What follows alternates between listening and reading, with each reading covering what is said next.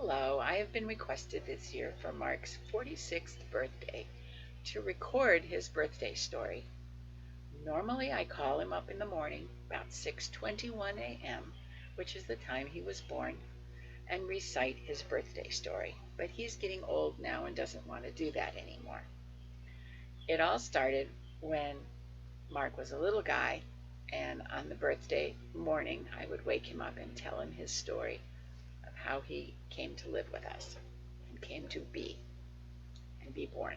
And so this is the birth story. So your dad, Mark, and I lived in Park Rapids, Minnesota.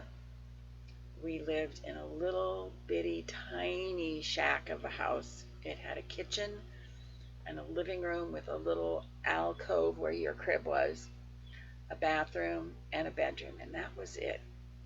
It had been lived in by Indians before that, and we constantly had visitors looking for someone else, thinking that they still lived there, but it wasn't. We were living there now. We had done quite a bit of remodeling, and we were remodeling in the process of remodeling the living room when you were born. You were born on the 25th. On the 24th, it was a nice, beautiful, sunny day in northern Minnesota. I had a doctor's appointment that day, and when I got to the doctor's appointment, she told me that I was going to be having that baby within 24 hours.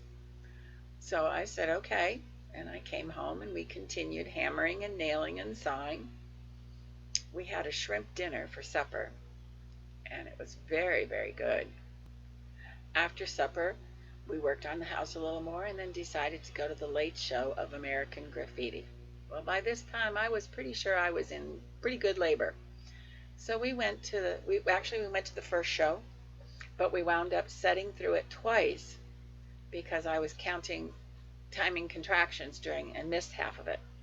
So we sat through it twice, and about midnight, Jeff took me to the hospital.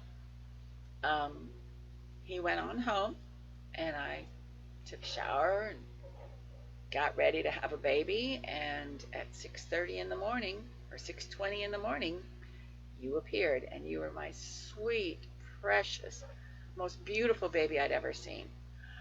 You really were. You were 2 weeks early, but you didn't look it. You were just round and gorgeous. You were small. You were only 6 pounds and a few ounces, but you were absolutely gorgeous. Now, the fun part of this story is that every year I would wake you up and tell you your birthday story. And as you got older, you got grumpy, getting woke up at 6 o'clock in the morning. But when you left home, you seemed to appreciate being reminded on your birthday that I loved you and was thinking of you. But now that you're old again, you're starting to get grumpy again, so I don't do it anymore. So here's this video recording for the rest of your life. You will always have your birthday story, Mark. I love you. Happy birthday.